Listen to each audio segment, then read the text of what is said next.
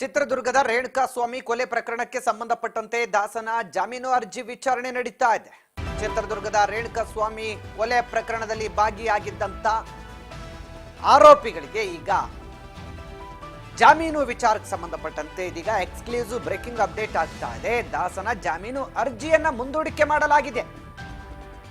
ವಿಚಾರಣೆಯನ್ನ ನಡೆಸಿರುವಂತಹ court ಈಗ ಜಾಮೀನು ಅರ್ಜಿಯನ್ನ ಮುಂದೂಡಿದ್ದಾರೆ. ಕೊನೆಗೂ ದಾಸನಿಗೆ ಸಿಗಲಿಲ್ಲ ಮತ್ತೆ ಜಾಮೀನು. ಚಿತ್ರದುರ್ಗದ ರೇಣುಕಾ ಸ್ವಾಮಿ ಕೊಲೆ ಪ್ರಕರಣದಲ್ಲಿ ಭಾಗಿಯಾಗಿದ್ದಂತ ಆರೋಪಿಗಳ ಜಾಮೀನು ಅರ್ಜಿ ವಿಚಾರಣೆ ನಡೆಸಿದ ಕೋರ್ಟ್ ಇಂದು ಮತ್ತೆ ಜಾಮೀನು ಅರ್ಜಿಯನ್ನು ಮುಂದೂಡಿ ಮತ್ತೆ ಆರೋಪಿಗಳಿಗೆ ಸೆರೆಮನೆ ವಾಸ ಫಿಕ್ಸ್ ಮಾಡಿದೆ. ಇನ್ನೂ ಕೂಡ ಜಾಮೀನು ಸಿಗದೆ ಒದ್ದಾಡ್ತಾ ಇದ್ದಾರೆ ರೇಣುಕಾ ಸ್ವಾಮಿ ಕೊಲೆ ಪ್ರಕರಣದಲ್ಲಿ ಭಾಗಿಯಾದ ಆರೋಪಿಗಳು. ದಾಸನ ಜಾಮೀನು ಅರ್ಜಿಯನ್ನ ವಿಚಾರಣೆ ನಡೆಸಲಾಯಿತು, ಈಗ ಮುಂದೂಡಲಾಗಿದೆ.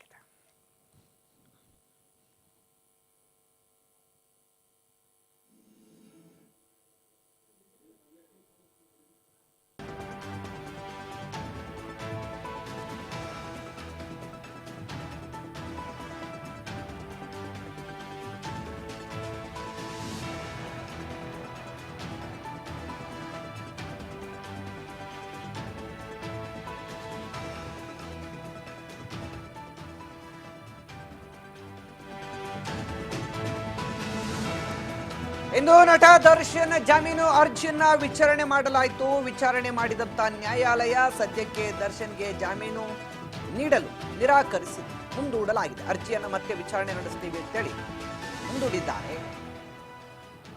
ನಟ ದರ್ಶನ್ಗೆ ಕೊನೆಗೂ ಮತ್ತೆ ಜಾಮೀನು ಸಿಗಲೇ ಇಲ್ಲ. ಇಂದು ನಟ ದರ್ಶನ್ ಪರ ಸಿ.ವಿ. ನಾಗೇಶ್ ವಾದವನ್ನ ಮಂಡಿಸಿದ್ರು. ಇಂದು ನಟ ದರ್ಶನ್ರ ಜಾಮೀನು ಅರ್ಜಿ ರದ್ದಾಗುತ್ತೆ ಅನ್ನುವಂತ ಆತಂಕ ಕೂಡ ಇತ್ತು. ಆದ್ರೆ ಇವತ್ತಿನ ಪ್ರತಿವಾದ ಆಲಿಸಿದಂತ ನ್ಯಾಯಾಧೀಶರು ಸದ್ಯಕ್ಕೆ ದರ್ಶನ್ ಅವರ ವಿಚಾರದಲ್ಲಿ ಇನ್ನೂ ಕೂಡ ಜಾಮೀನು ವಿಚಾರಣೆ ಮುಂದೂಡಲಾಗಿದೆ. ರೇಣುಕಾ ಸ್ವಾಮಿ ಅಪಹರಣ ಕೊಲೆ ವಿಚಾರಕ್ಕೆ ಸಂಬಂಧಪಟ್ಟಂತೆ ದರ್ಶನ್ ಪರ ವಕೀಲರು ವಾದವನ್ನು ಮಾಡಿದ್ರು. ಸದ್ಯ ಜಾಮೀನು ಪಡೆದು ಮಧ್ಯಂತರ ಜಾಮೀನಿನ ಮೇಲೆ ಹೊರಗಿರುವಂತಹ ದರ್ಶನ್ ಆಸ್ಪತ್ರೆಯಲ್ಲಿ ಚಿಕಿತ್ಸೆಯನ್ನು ಪಡಿತಾ ಇದ್ದಾರೆ, ಅದನ್ನು ಮುಂದುವರಿಸ್ತಾ ಇದ್ದಾರೆ. ಆದರೆ ಈ ನಡುವೆ ಇವತ್ತು ವಿಚಾರಣೆಯನ್ನು ಕೂಡ ನಡೆಸಲಾಯಿತು ಕೋರ್ಟ್ ಅಲ್ಲಿ. ರೇಣುಕಾ ಸ್ವಾಮಿ ಕೊಲೆ ಕೇಸ್ನ ಆರೋಪಿ ದರ್ಶನ್ ಜಾಮೀನು ಅರ್ಜಿ ಸದ್ಯ ಮುಂದೂಡಲಾಗಿದೆ. ಕಳೆದ ಹಂತದ ಕೋರ್ಟ್ನ ವಿಚಾರಣೆಯಲ್ಲಿ ಸದ್ಯ ದರ್ಶನ್ ಜಾಮೀನು ಅರ್ಜಿ ತಿರಸ್ಕಾರಗೊಂಡಿತ್ತು. ಕೆಳ ಹಂತದ ಕೋರ್ಟ್ನಲ್ಲಿ ಅದನ್ನ ಪ್ರಶ್ನೆ ಮಾಡಿ ಹೈಕೋರ್ಟ್ನ ನ್ಯಾಯಾಧೀಶರ ಮೊರೆ ಹೋಗಿದ್ರು. ಹೈಕೋರ್ಟ್ಗೆ ಮೇಲ್ಮನವಿ ಸಲ್ಲಿಸಲಾಗಿತ್ತು. ಆ ಒಂದು ಅರ್ಜಿ ವಿಚಾರಣೆ ನಡೆಸುವಾಗ ದರ್ಶನ್ ಪರ ವಕೀಲ ಸಿ.ವಿ. ನಾಗೇಶ್ ತಮ್ಮ ವಾದವನ್ನು ಮಂಡಿಸಿದ್ದಾರೆ. ರೇಣುಕಾ ಸ್ವಾಮಿಯನ್ನ ಕಿಡ್ನಾಪ್ ಮಾಡಿ ಕೊಲೆ ಮಾಡಿದ ಆರೋಪ ದರ್ಶನ್ ಮೇಲೆ ಇದೆ. ಅಪಾರ್ಟ್ಮೆಂಟ್ ಕಾವಲುಗಾರ ನೀಡಿದ ದೂರಿನ ಮೇಲೆ ಎಫ್ಐಆರ್ ದಾಖಲು ಮಾಡಲಾಯಿತು. ಇಲ್ಲಿ ಮೃತದೇಹದ ಮಹಜರು ಪೋಸ್ಟ್ಮಾರ್ಟಮ್ ವಿಳಂಬ ಮಾಡಲಾಗಿದೆ. 1.5 ಇಂಟು 2.5 ಸೆಂಟಿಮೀಟರ್ ಗಾಯ ಬಿಟ್ರೆ ಉಳಿದ ರಕ್ತಗಳಾಗಿಲ್ಲ ಅಂತ ಹೇಳಿ ಸಿ.ವಿ. ನಾಗೇಶ್ ಈಗ ಏನು ಜಾಮೀನು ಅರ್ಜಿ ವಿಚಾರಣೆ ಸಂದರ್ಭದಲ್ಲಿ ಕೋರ್ಟ್ನ ಗಮನಕ್ಕೆ ತಂದಿದ್ದಾರೆ. ಶವ ಶೈತ್ಯಗಾರದಲ್ಲಿ ಇಟ್ಟಿದ್ದರಿಂದ ಸಾವಿನ ನಿಖರ ಸಮಯ ಕೂಡ ಸಿಕ್ಕಿಲ್ಲ. ಶವದ ಫೋಟೋ ಆಧಾರದಲ್ಲಿ ಸಾವಿನ ಸಮಯವನ್ನು ಅಂದಾಜಿಸಲಾಗಿದೆ. ಶವ ಪರೀಕ್ಷೆ ವರದಿ 1 ತಿಂಗಳು ವಿಳಂಬವಾಗಿ ಬಂದಿದೆ ಅಂತ ಹೇಳಿ ಸಿ.ವಿ. ನಾಗೇಶ್ ಈಗ ಪ್ರಖರವಾಗಿ ವಾದವನ್ನು ಮಾಡಿದ್ದಾರೆ. ಈ ಮೂಲಕ ದರ್ಶನ್ ವಿರುದ್ಧ ಸಂಚು ರೂಪಿಸಲಾಗಿದೆ ಅಂತ ಹೇಳಿ ಸಿ.ವಿ. ನಾಗೇಶ್ ಕೋರ್ಟ್ನ ಗಮನಕ್ಕೆ ತಂದಿದ್ದಾರೆ. ಅಪಹರಣ ಅಲ್ಲ ಇದು, ಯಾವುದೇ ಮೋಸದಿಂದ ಅಥವಾ ಬಲವಂತದಿಂದ ರೇಣುಕಾ ಸ್ವಾಮಿಯನ್ನು ಕಿಡ್ನಾಪ್ ಮಾಡಲಾಗಿಲ್ಲ. ಈ ಬಗ್ಗೆ ಹೆಚ್ಚಿನ ಡೀಟೇಲ್ಸ್ ಅನ್ನು ಕೊಡ್ತಾ ಹೋಗ್ತಾರೆ ನನ್ನ ಸಹೋದ್ಯೋಗಿ ರೂಪಾ. ಈಗ ನಮ್ಮ ಜೊತೆ ಫೋನ್ ಸಂಪರ್ಕದಲ್ಲಿ ಜಾಯ್ನ್ ಆಗಿದ್ದಾರೆ. ರೂಪಾ, ಇಂದು ವಿಚಾರಣೆ ನಡೆಸಿದಂತ ನ್ಯಾಯಾಲಯ ಸದ್ಯ ಮತ್ತೆ ದರ್ಶನ್ ಅವರ ಜಾಮೀನು ಅರ್ಜಿಯನ್ನ ಮುಂದೂಡಿದೆ. ಇವತ್ತೇನೆಲ್ಲ ವಿಚಾರಣೆ ನಡೀತು ಅಂತ ಮಾಹಿತಿ ಕೊಡೋದಾದ್ರೆ ರೂಪಾ. ಖಂಡಿತ ವಿಜಯ್, ಪ್ರಮುಖವಾಗಿ ರೇಣುಕಾ ಸ್ವಾಮಿ ಕೊಲೆ ಕೇಸ್ ನಂತರ ದರ್ಶನ್ ಅವ್ರಿಗೆ ಸ್ವಲ್ಪ ಶಸ್ತ್ರಚಿಕಿತ್ಸೆಯ ವಿಚಾರಕ್ಕೆ ಸಂಬಂಧಪಟ್ಟಂತೆ ರಿಲೀಫ್ ಸಿಕ್ಕಿತ್ತು. ಆದ್ರೆ ಎಲ್ಲೋ ಒಂದು ಕಡೆ ದರ್ಶನ್ ಅವರಿಗೆ ಸಂಪೂರ್ಣವಾಗಿ ರಿಲೀಫ್ ಇಲ್ಲ, ತಾತ್ಕಾಲಿಕವಾಗಿ ರಿಲೀಫ್ ಇರುವಂತಹ ಹಿನ್ನೆಲೆಯಲ್ಲಿ ಸಂಪೂರ್ಣವಾಗಿ ದರ್ಶನ್ ಜಾಮೀನಿನ ವಿಚಾರವಾಗಿ ಪ್ರಯತ್ನ ಪಡ್ತಾನೆ ಇದ್ದಾರೆ. ಆದ್ರೆ ಈಗ ದರ್ಶನ್ ಅವರ ಜಾಮೀನು ಅರ್ಜಿ ಮತ್ತೆ ಮುಂದುವರಿಕೆ ಆಗಿರುವಂತದ್ದು. ಪ್ರಮುಖವಾಗಿ ಏನಪ್ಪಾ ಅಂತಂದ್ರೆ ದರ್ಶನ್ ಅವರು ಪ್ರತಿ ಬಾರಿ ಕೂಡ ಬೇಲ್ ನಿರೀಕ್ಷೆಯಲ್ಲೇ ಇರ್ತಾರೆ, ಆದ್ರೆ ಪ್ರತಿ ಬಾರಿ ಕೂಡ ನಿರಾಸೆ ಆಗ್ತಾ ಇದೆ ಅವರಿಗೆ. ನವೆಂಬರ್ 28ಕ್ಕೆ ಬೇಲ್ ವಿಚಾರಕ್ಕೆ ಸಂಬಂಧಪಟ್ಟಂತೆ ಮುಂದೂಡಿಕೆ ಆಗಿರುವಂತದ್ದು. ಈಗ ದರ್ಶನ್ ಅವರ ಬೇಲ್ ಪ್ರತಿ ಬಾರಿ ಕೂಡ ಯಾಕೆ ಮುಂದೂಡಿಕೆ ಆಗ್ತಿದೆ ಅನ್ನುವಂಥದ್ದು ಸದ್ಯಕ್ಕೆ ಕುತೂಹಲ. ಈಗಾಗಲೇ 5-6 ತಿಂಗಳು ಆಗ್ತಾ ಬರ್ತಾ ಇದೆ ದರ್ಶನ್ ಅವರು ಜೈಲಿನಲ್ಲಿ ಕಾಲ ಕಳೆದು ಈಗ ಸ್ವಲ್ಪ ದಿನದ ತಾತ್ಕಾಲಿಕ ರಿಲೀಫ್ಗೋಸ್ಕರ ಹೊರಗೆ ಬಂದಿದ್ದಾರೆ. ಶಸ್ತ್ರಚಿಕಿತ್ಸೆ ವಿಚಾರವಾಗಿ ಕೂಡ ಸದ್ಯದ ಮಟ್ಟಿಗೆ ಪೊಲೀಸ್ ಇಲಾಖೆ ಕೂಡ ಕೆಲವೊಂದಿಷ್ಟು ಡೌಟ್ ಗಳನ್ನ ವ್ಯಕ್ತಪಡಿಸ್ತಾ ಇದೆ. ಇದರ ಜೊತೆಗೆ ದರ್ಶನ್ ಅವರು ಬೇಲ್ ವಿಚಾರವಾಗಿ ಕೂಡ ಅವರ ವಕೀಲರು ತಮ್ಮದೇ ಆದ ರೀತಿಯಲ್ಲಿ ಸ್ಟ್ರಾಟಜಿಯನ್ನ ಬಳಸುವ ಮುಖಾಂತರವಾಗಿ ಒಂದು ಕಡೆ ಕೆಲವೊಂದಿಷ್ಟು ವಿಚಾರಗಳನ್ನ ಮೆನ್ಷನ್ ಮಾಡಿ ಕೂಡ ಅವರ ಬೇಲ್ ವಿಚಾರವಾಗಿ ಪ್ರತಿ ಬಾರಿಯೂ ಜಾಮೀನಿನ ವಿಚಾರವಾಗಿ ಕೆಲವೊಂದಿಷ್ಟು ಪ್ರಬಲ ವಾದವನ್ನ ಮಂಡಿಸ್ತಾ ಇದ್ದಾರೆ. ಆದ್ರೆ ಯಾಕೋ ಕೂಡ ವರ್ಕೌಟ್ ಆಗ್ತಿಲ್ಲ ಅದು. ಸೊ ದರ್ಶನ್ ಅವರು ಕೊಲೆಯ ಸಂದರ್ಭದಲ್ಲಿ ಇದ್ದಂತಹ ಸಂದರ್ಭ, ಅದರ ಜೊತೆಗೆ ಅವರು ಜೊತೆಯಲ್ಲಿದ್ದಂಥವ್ರು ಬಳಸಿದಂತಹ ಕೆಲವೊಂದಿಷ್ಟು ವಿಚಾರ, ಸಾಕ್ಷಿಗಳ ವಿಚಾರಕ್ಕೆ ಸಂಬಂಧಪಟ್ಟರೆ ಮೊದಲ ಚಾರ್ಜ್ ಶೀಟ್ ಬೇರೆ ಇತ್ತು, ಎರಡನೇ ಚಾರ್ಜ್ ಶೀಟ್ ಸಲ್ಲಿಕೆ ಬೇರೆ ಆಗಿತ್ತು. ಅದಾದ ನಂತರವಾಗಿ ದರ್ಶನ್ ಅವರ ತಾತ್ಕಾಲಿಕ ಬೇಲನ್ನ ವಜಾ ಮಾಡಿ ಮತ್ತೆ ಪೊಲೀಸ್ನವರವರನ್ನ ಮತ್ತೆ ಬಳ್ಳಾರಿಗೆ ಕರೆತರಲೇಬೇಕು ಅನ್ನುವಂತಹ ನಿಟ್ಟಿನಲ್ಲಿ ತುದಿಗಾಲು ನಿಂತಿದ್ದಾರೆ. ಇಂತಹ ಸಂದರ್ಭದಲ್ಲಿ ದರ್ಶನ್ ಅವರ ಬೇಲ್ ಭವಿಷ್ಯ ಏನಾಗುತ್ತೆ ಅನ್ನುವಂಥದ್ದು ಸದ್ಯಕ್ಕೆ ಕುತೂಹಲ ಆಗಿತ್ತು. ಅಂದ್ರೆ ರೇಣುಕಾ ಸ್ವಾಮಿಯನ್ನ ಕರೆದುಕೊಂಡು ಬಂದು ಹಲ್ಲೆ ಮಾಡಿರೋದು, ಆತನ ಸಾವಿಗೆ ಕಾರಣವಾದಂತಹ ಉದ್ದೇಶಗಳಾಗಿರ್ಬೋದು, ಅದೆಲ್ಲವನ್ನು ಕೂಡ ಸ್ಪಷ್ಟವಾಗಿ ನ್ಯಾಯಾಲಯಕ್ಕೆ ಪೊಲೀಸರು ತಿಳಿಸಿರುವಂತದ್ದು. ಅದ್ರ ಜೊತೆಗೆ ಮೃತ ರೇಣುಕಾ ಸ್ವಾಮಿಯನ್ನ ಕಿಡ್ನಾಪ್ ಮಾಡಿ ಅವರನ್ನ ಆರೋಪಿಗಳು ಕಿಡ್ನಾಪ್ ಮಾಡಿದ್ದು ಹೌದು, ಕೊಲೆ ಮಾಡಿದ್ದು ಹೌದು ಅಂತ ಒಪ್ಕೊಂಡಿದ್ದಾರೆ. ಅದರ ಜೊತೆಗೆ ಪ್ರಬಲವಾದಂತಹ ಸಾಕ್ಷಿಗಳ ನಾಶಕ್ಕೆ ಕೂಡ ಮುಂದಾಗಿರುವಂತದ್ದು ಎಲ್ಲೋ ಒಂದು ಕಡೆ ಚಾರ್ಜ್ ಶೀಟ್ ನಲ್ಲಿ ಉಲ್ಲೇಖವಾಗಿರುವಂತಹ ಹಿನ್ನೆಲೆಯಲ್ಲಿ, ಅದರ ಜೊತೆಗೆ ಹಣದ ವಹಿವಾಟು ನಡೆದಿರುವಂತಹ ಹಿನ್ನೆಲೆಯಲ್ಲಿ ಸೊ ಎಲ್ಲೋ ಒಂದು ಕಡೆ ಕೆಲವೊಂದಿಷ್ಟು ವಿಚಾರ ಅನ್ನುವಂಥದ್ದು ದರ್ಶನ್ ಅವರ ಬೇಲ್ಗೆ ಮುಳುವಾಗ್ತಾ ಇದೆ. ಇನ್ನ SPP ಅವರು ವಾದವನ್ನ ಮಂಡಿಸುವಂತಹ ಸಂದರ್ಭದಲ್ಲಿ ನಾಗೇಂದ್ರ ಅವರು ಮಂಡಿಸಿರುವಂತಹ ವಾದದ ಜೊತೆಗೆ SPP ಅವರ ವಾದ ಬಹಳ ಪ್ರಬಲವಾಗಿದೆ. ಸೊ ಈಗ ಒಂದು A1 ಆರೋಪಿ 14 ಆರೋಪಿವರೆಗೂ ಕೂಡ ಬೇಲ್ ನಿರೀಕ್ಷೆಯಲ್ಲಿದ್ದು ಪ್ರತಿ ಬಾರಿ ಕೂಡ ಬೇಲ್ ವಿಚಾರವಾಗಿ ಅವರ ಭವಿಷ್ಯ ಇವತ್ತು ನಿರ್ಧಾರ ಆಗುತ್ತೆ, ಮುಂದೂಡಿಕೆ ಆದ ದಿನ ನಿರ್ಧಾರವಾಗುತ್ತೆ, ಮತ್ತೇನಾದ್ರೂ ಮುಂದೂಡಿಕೆ ಆಗುತ್ತಾ ಅನ್ನುವಂಥದ್ದೇ ಪ್ರಶ್ನೆ ಆಗ್ತಿತ್ತು. ಆದರೆ ಈಗ ಮತ್ತೆ ಅವರ ಬೇಲ್ ಭವಿಷ್ಯ 28ನೇ ತಾರೀಕಿಗೆ ಮುಂದೂಡಿಕೆ ಆಗಿರುವಂತಹ ಹಿನ್ನೆಲೆಯಲ್ಲಿ ಸೊ ನಾಗೇಂದ್ರ ಅವರು ಕೂಡ ಇನ್ನೊಂದು ಕೆಲವೊಂದಿಷ್ಟು ವಾದಗಳನ್ನ ಪ್ರಮುಖವಾಗಿ ಮಂಡನೆ ಮಾಡಿ ಆದಷ್ಟು ಬೇಗ ದರ್ಶನ್ ಅವರಿಗೆ ರಿಲೀಫ್ ಕೊಡಿಸೋದಕ್ಕೆ ಕಾಯ್ತಾ ಇದ್ದಾರೆ. ಸದ್ಯ CV ನಾಗೇಶ್ ಅವರ ವಾದ ಮುಂದುವರೆದಿದೆ ರೂಪ.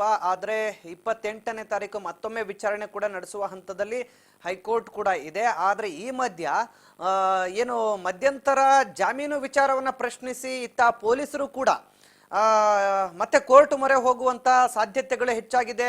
ಈ ನಿಟ್ಟಿನಲ್ಲಿ ಚಿಕಿತ್ಸೆ ಪಡಿತೀನಿ ಅಂತ ಹೊರಗೆ ಬಂದು ಇನ್ನೂ ಕೂಡ ಚಿಕಿತ್ಸೆ ಪಡೆದಿಲ್ಲ, ಹಾಗಾಗಿ ಕೆಲವು ಅನುಮಾನಗಳು ಮೂಡ್ತಾ ಇದೆ ಅಂತೇಳಿ ಮೊನ್ನೆ ಗೃಹ ಸಚಿವರು ಮಾತಾಡಿದ್ರು.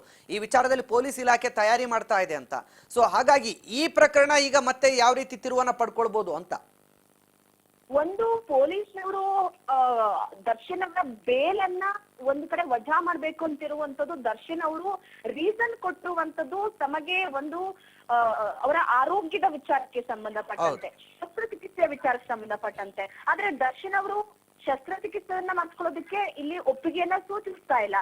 ಸೊ ಈಗ ಅವರ ಆರೋಗ್ಯದ ವಿಚಾರವಾಗಿ ಎಲ್ಲೋ ಒಂದ್ ಕಡೆ ಸುಳ್ಳನ್ನು ಹೇಳಿ ಈ ಒಂದು ಜೈಲಿನಿಂದ ರಿಲೀಫ್ ಅನ್ನ ಪಡೆದುಕೊಂಡಿದ್ದಾರೆ ಅನ್ನುವಂಥದ್ದು ಪೊಲೀಸ್ನವರ ವಾದವಾಗಿದೆ. ಈ ಹಿನ್ನೆಲೆಯಲ್ಲಿ ಈಗ ಶಸ್ತ್ರಚಿಕಿತ್ಸೆ ಮಾಡಿಸ್ಕೊಳ್ತಿರುವಂತ ರಿಪೋರ್ಟ್ ಕೂಡ SPP ಅವರ ಕೈ ಸೇರಿಲ್ಲ, ಅದನ್ನೂ ಕೂಡ ಕೇಳಿದ್ದಾರೆ. ಪೊಲೀಸ್ನವರಿಗೆ ಅನುಮಾನ ಬಂದಿರುವಂತಹ ಹಿನ್ನೆಲೆಯಲ್ಲಿ ತಾತ್ಕಾಲಿಕ ರಿಲೀಫ್ ಅನ್ನ ವಜಾ ಮಾಡಬೇಕು ಅನ್ನುವಂಥದ್ದನ್ನ ಈಗ ಪೊಲೀಸ್ ಇಲಾಖೆ ಗೃಹ ಸಚಿವರ ಜೊತೆ ಚರ್ಚೆಯನ್ನ ನಡೆಸಿ ಗೃಹ ಸಚಿವರು ಒಪ್ಪಿಗೆ ಕೊಟ್ಟ ನಂತರ ಅದನ್ನ ಮುಂದುವರಿಸೋದಕ್ಕೆ ಈಗ ಮುಂದಾಗಿದ್ದಾರೆ. ಅಂದ್ರೆ ಅಕಸ್ಮಾತ್ ಏನಾದ್ರು ಸುಪ್ರೀಂ ಕೋರ್ಟ್ ಹೋಯ್ತು ಅಂತಂದ್ರೆ ದರ್ಶನ್ ಅವರಿಗೆ ಮತ್ತಷ್ಟು ಕಷ್ಟವಾಗುತ್ತೆ. ಯಾಕಂದ್ರೆ ರಾಜ್ಯದಲ್ಲಿರುವಂತ ಹೈಕೋರ್ಟ್ ನಿಂದ ಕೂಡ ಅವರಿಗೆ ಈ ಒಂದು ಬೇಲ್ ವಿಚಾರಕ್ಕೆ ಸಂಬಂಧಪಟ್ಟಂತೆ ಮುಂದೂಡಿಕೆ ಆಗ್ತಾನೆ ಇದೆ. ಸುಪ್ರೀಂ ಕೋರ್ಟ್ಗೆ ಹೋಗಿ ಪೊಲೀಸ್ನವರು ಈಗ ಒಬ್ಬ ಖೈದಿ ಆಗಿರ್ಬೋದು, ಆರೋಪಿ ಆಗಿರ್ಬೋದು, ಯಾರೇ ಆಗಿದ್ರು ಕೂಡ ಅದನ್ನ ಆರೋಗ್ಯ ವಿಚಾರಕ್ಕೆ ಬಂತು ಅಂತಂದ್ರೆ ಖಂಡಿತವಾಗ್ಲೂ ನಮ್ಮ ಕಾನೂನಿನ ಪ್ರಕಾರವಾಗಿ ಅವ್ರಿಗೆ ಸ್ವಲ್ಪ ರಿಲೀಫ್ ಇದ್ದೇ ಇರುತ್ತೆ. ಅದಕ್ಕೆ ತಕ್ಕಂತ ಅವರು ರಿಪೋರ್ಟ್ ಅನ್ನ ಕೂಡ ಸಲ್ಲಿಕೆ ಮಾಡ್ಬೇಕಾಗತ್ತೆ. ನಾಗೇಂದ್ರ ಅವರು ಕೋರ್ಟ್ಗೆ ಸಲ್ಲಿಕೆ ಮಾಡಿದ್ದಾರೆ. ಆ ರಿಪೋರ್ಟ್ ಅನ್ನ ಯಾಕೆ ನಮಗೆ ಕೊಡ್ತಿಲ್ಲ ಅಂತ SPP ಮತ್ತೆ ಪೊಲೀಸ್ನವರು ಕೇಳ್ತಿರುವಂತದ್ದು. ಸೊ ಇದಕ್ಕೆ ಸರಿಯಾದ ರೀತಿಯಲ್ಲಿ ಸ್ಪಂದನೆ ವ್ಯಕ್ತ ಆಯ್ತು ಅಂದ್ರೆ ಸ್ವಲ್ಪ ಮಟ್ಟಿಗೆ ನಾವು ರಿಲೀಫ್ ಆಗ್ಬೋದು. ಈಗ ಶಸ್ತ್ರಚಿಕಿತ್ಸೆ ವಿಚಾರವಾಗಿ ಸದ್ಯದ ಮಟ್ಟಿಗೆ ಪಾರ್ಶ್ವವಾಯು ಆಗುತ್ತೆ, ಅವರಿಗೆ ಸೊಂಟ ನೋವಿದೆ, ಬೆನ್ನಿನ ಮೂಳೆ ನೋವಿದೆ. ಸೊ ಈ ತರದ ವಿಚಾರಗಳನ್ನ ಇಟ್ಟುಕೊಂಡು ದರ್ಶನ್ ಅವರು ತಾತ್ಕಾಲಿಕ ಬೇಲನ್ನ ತೆಗೆದುಕೊಂಡಿರುವಂತದ್ದು. ಈ ರಿಪೋರ್ಟ್ ಅನ್ನ ಕೋರ್ಟಿಗೆ ಸಲ್ಲಿಕೆ ಮಾಡಿದ್ರು ವಾದದ ವಿಚಾರವಾಗಿ ವಾದ ಪ್ರತಿವಾದ ಅಂತಂದ್ರೆ ಬಂದ್ರೆ ವಿಜಯ್ ಪ್ರಮುಖವಾಗಿ SPP ಹಾಗೆ ಪೊಲೀಸ್ ಇಲಾಖೆನೂ ಕೂಡ ಇಲ್ಲಿ ಕೇಳಿರುತ್ತೆ. ಆದ್ರೆ ಈ ಒಂದು ರಿಪೋರ್ಟ್ ಅನ್ನ ನಾಗೇಂದ್ರ ಅವರು SPPಗೂ ಕೊಟ್ಟಿಲ್ಲ, ಪೊಲೀಸ್ ಇಲಾಖೆಗೂ ಕೊಟ್ಟಿಲ್ಲ. ಸೊ ಈ ಹಿನ್ನೆಲೆಯಲ್ಲಿ ಪೊಲೀಸ್ ಅವರಿಗೆ ಅನುಮಾನ ಬಂದಿರುವಂತ ವಿಚಾರವಾಗಿ ನೋಡೋದಾದ್ರೆ ದರ್ಶನ್ ಅವರ ತಾತ್ಕಾಲಿಕ ರಿಲೀಫ್ ಅನ್ನ ಇಲ್ಲಿಗೆ ನಿಲ್ಲಿಸಿ ಮತ್ತೆ ಅವರನ್ನ ಜೈಲುವಾಸಕ್ಕೆ ಕರ್ಕೊಂಡು ಬರ್ಬೇಕು ಅನ್ನುವಂತ ಆಲೋಚನೆಯ ಮುಖಾಂತರವಾಗಿ ದರ್ಶನ್ ಅವರ ಆರೋಗ್ಯದ ಮೇಲೆ ಈಗ ಅನುಮಾನ ಪಟ್ಟಿದ್ದಾರೆ. ಸೊ ಈ ಹಿನ್ನೆಲೆಯಲ್ಲಿ ವಕೀಲರು ಒಂದು ಕಡೆ ವಾದವನ್ನ CV ನಾಗೇಶ್ ಅವರು ಮಂಡಿಸ್ತಾ ಇದ್ದಾರೆ. ಅವರ ವಾದ ಪ್ರಬಲವಾಗಿದ್ರು ಕೂಡ ಅದರಲ್ಲೂ ಅಂಕುಡೊಂಕು ಅನ್ನುವಂಥದ್ದನ್ನ ಹುಡುಕಿ SPP ಅವರು ಕೂಡ ಪ್ರಸನ್ನ ಕುಮಾರ್ ಅವರು ಕಂಡುಹಿಡಿದಿದ್ದಾರೆ. ಸೊ ಎಲ್ಲೋ ಒಂದು ಕಡೆ ಈ ವಾದ ಪ್ರತಿವಾದದ ನಡುವೆ ದರ್ಶನ್ ಅವರ ಈ ಬೇಲ್ ಭವಿಷ್ಯ ಅನ್ನುವಂಥದ್ದು ಕೇವಲ ಮುಂದೂಡಿಕೆ ಆಗ್ತಿದೆ. ಆದ್ರೆ ಮುಂದೂಡಿಕೆಯ ಜೊತೆಗೆ ಪೊಲೀಸ್ ಇಲಾಖೆ ಈಗ ಕೈಗೊಂಡಿರುವಂತಹ ಕಠಿಣ ನಿರ್ಧಾರ ಅಂದ್ರೆ ದರ್ಶನ್ ಗ್ಯಾಂಗ್ಗೆ ಶಿಕ್ಷೆ ಕೊಡಿಸಲೇಬೇಕು ಅನ್ನುವಂಥದ್ದು ಶತಾಯಗತಾಯ ಪ್ರಯತ್ನವನ್ನ ಮಾಡ್ಲಾಗ್ತಾ ಇದೆ. ಬೇಲ್ ಇದೇ ರೀತಿಯಾಗಿ ಮುಂದೂಡ್ತಾ ಹೋದ್ರೆ ಫೈನಲಿ ಒಂದು ದಿನ ದರ್ಶನ್ ಅವರಿಗೆ ಶಿಕ್ಷೆಯ ವಿಚಾರಕ್ಕೆ ಸಂಬಂಧಪಟ್ಟಂತೆ ಖಂಡಿತವಾಗ್ಲೂ ಗುರಿ ಆಗ್ತಾರೆ. ಆದ್ರೆ ಅದಕ್ಕಿಂತ ಮುಂಚಿತವಾಗಿ ಅವರ ಆರೋಗ್ಯದ ವಿಚಾರವಾಗಿ ರಿಪೋರ್ಟ್ ಏನಾದ್ರು ಪೊಲೀಸ್ ಇಲಾಖೆ ಅಥವಾ SPP ಕೈ ಸೇರ್ತು ಅಂದ್ರೆ ದರ್ಶನ್ ಅವರ ಬೇಲ್ ಭವಿಷ್ಯ ಕನಸಾಗಿ ಉಳಿಯುತ್ತೆ. Vijay. Yes Roopa, thank you ತಮ್ಮೆಲ್ಲ ಮಾಹಿತಿಗಾಗಿ. ಒಟ್ಟಿನಲ್ಲಿ ನೋಡಿ, ಸದ್ಯಕ್ಕಂತೂ ಏನು ಒಂದು ಮಧ್ಯಂತರ ಜಾಮೀನು ಅರ್ಜಿ ಏನಿದೆ, ಮಧ್ಯಂತರ ಜಾಮೀನು ಏನಿದೆ ಅದನ್ನು ಉಳಿಸ್ಕೊಳ್ಬೇಕಾದಂತ ಪ್ರಯತ್ನ ಮಾಡಬೇಕು. ಇನ್ನೊಂದು ಕಡೆ ಜಾಮೀನು ಅರ್ಜಿಯ ವಿಚಾರಕ್ಕೆ ಸಂಬಂಧಪಟ್ಟಂತೆ ಕೂಡ ಕೋರ್ಟಲ್ಲೀಗ ಕಾನೂನು ಹೋರಾಟ ಮಾಡಬೇಕು. ಎರಡೆರಡು ರೀತಿಯ ಕಾನೂನು ಹೋರಾಟಗಳಿಗೆ ಸದ್ಯ ನಟ ದರ್ಶನ್ ಪರ ವಕೀಲರು ಕೂಡ ಹೋರಾಟವನ್ನು ಮಾಡುವಂತ ಅನಿವಾರ್ಯತೆ ಎದುರಾಗಿದೆ. ಮಧ್ಯಂತರ ಜಾಮೀನು ಪಡ್ಕೊಂಡು ಬಂದಿದ್ರು, ಅದಕ್ಕೂ ಕೂಡ ಈಗ ಸದ್ಯ ಪೊಲೀಸರಿಂದ ಅಡೆತಡೆ ಆಗ್ತಾ ಇದೆ. ಈ ಮಧ್ಯಂತರ ಜಾಮೀನು ಪ್ರಶ್ನೆ ಮಾಡಿ ಈಗ ಪೊಲೀಸರು ಕೂಡ ಕೋರ್ಟ್ ಮೊರೆ ಹೋಗುವ ಸಾಧ್ಯತೆಗಳಿರೋದ್ರಿಂದ ಈಗ ಒಟ್ನಲ್ಲಿ ಜಾಮೀನು ವಿಚಾರದಲ್ಲಂತೂ ನಟ ದರ್ಶನ್ ಅವರಿಗೆ ಎರಡೆರಡು ರೀತಿಯ ಕಾನೂನು ಸಮರವೆಂತೂ ಮುಂದುವರಿಸುವ ಎಲ್ಲ ಲಕ್ಷಣಗಳು ಕಾಣ್ತಾ ಇದೆ.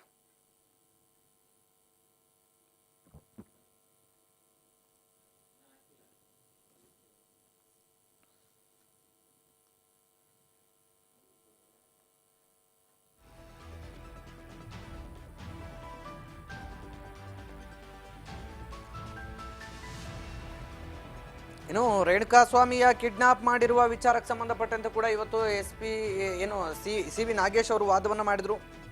ಅಪಾರ್ಟ್ಮೆಂಟ್ ಕಾವಲುಗಾರ ನೀಡಿದ ದೂರಿನ ಮೇಲೆ FIR ಹಾಕಿದ್ದಾರೆ. ಆದರೆ ಇಲ್ಲಿ ಯಾವುದೇ ಕಾರಣಕ್ಕೂ ಕೂಡ ಇದು ಅಪಹರಣ ಅಲ್ಲ, ಬಲವಂತವಾಗಿ ರೇಣುಕಾಸ್ವಾಮಿಯನ್ನ ಕಿಡ್ನಾಪ್ ಮಾಡಿ ಕರೆ ತಂದಿಲ್ಲ. ಈಗಾಗಲೇ ಮೃತನ ತಂದೆ ಹೇಳಿಕೆಯನ್ನು ಕೂಡ ಪಡೆಯಲಾಗಿದೆ. ಅಲ್ಲಿ ರೇಣುಕಾಸ್ವಾಮಿ ಎಂದಿನಂತೆ ಕೆಲಸಕ್ಕೆ ಹೋಗಿದ್ದ, ಹಳೆಯ 4 ಸ್ನೇಹಿತರೊಂದಿಗೆ ಹೋಗಿರ್ತಾನೆ ಅಂತ ಹೇಳಿ ಕುಟುಂಬಸ್ಥರು ಕೂಡ ಹೇಳಿರ್ತಾರೆ. ಬಲವಂತವಾಗಿ ಕರೆ ತಂದ್ರೆ ಅದು ಅಪಹರಣ ಆಗುತ್ತೆ, ಬಲವಂತವಾಗಿ ಕರೆ ತಂದಿಲ್ಲ ಅದು ಅಪಹರಣನೂ ಅಲ್ಲ ಅಂತ ಹೇಳಿ ಸದ್ಯ ವಾದವನ್ನ ಇವತ್ತು CV